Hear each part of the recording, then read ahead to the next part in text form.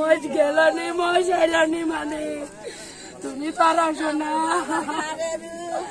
বগুড়ার সারিয়াকান্দিতে বাঙালি নদীতে ডুবে রাজিকুল ইসলাম নামে একজন মহিষের রাখালের মৃত্যু হয়েছে। রাজিকুল ইসলাম উপজেলা কর্ণিবাড়ি ইউনিয়নের চরপাড়া গ্রামের মৃত মোজাম্মেল মণ্ডলের ছেলে।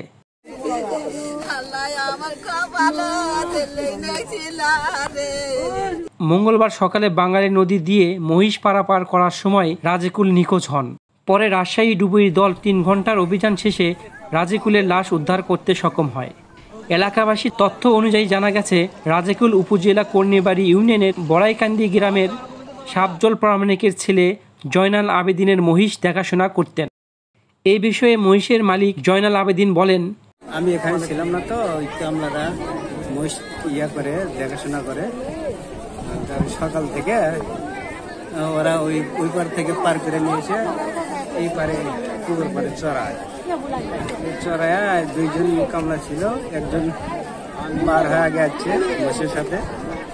আসার পরে ওই যিনি মারা গেছে ওনার নাম হচ্ছে রাজিকুল।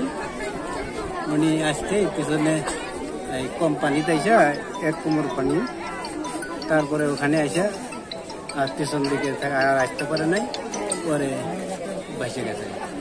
এই কথা শুনলাম আর কি।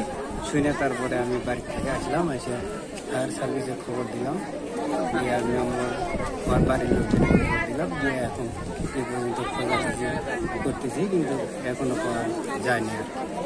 Sariakandi fire service civil defence station কর্মকর্তা সুজন মিয়া বলেন, ধন্যবাদ। আমরা সকাল আনুমানিক প্রায় 11 ঘটিকার সময় আমরা মেসেজ পাই।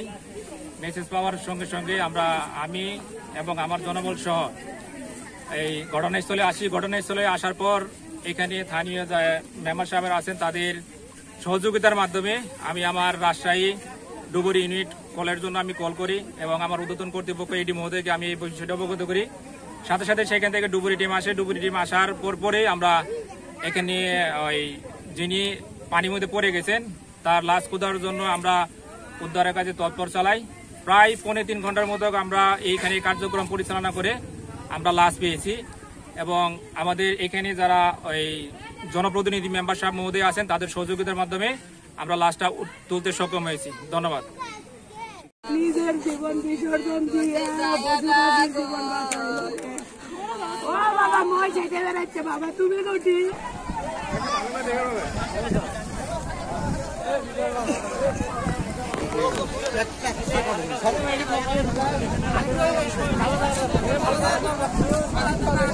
সুমন কুমার সাহার রিপোর্ট, সারিয়াকান্দি সংবাদ, সারিয়াকান্দি, বগুড়া।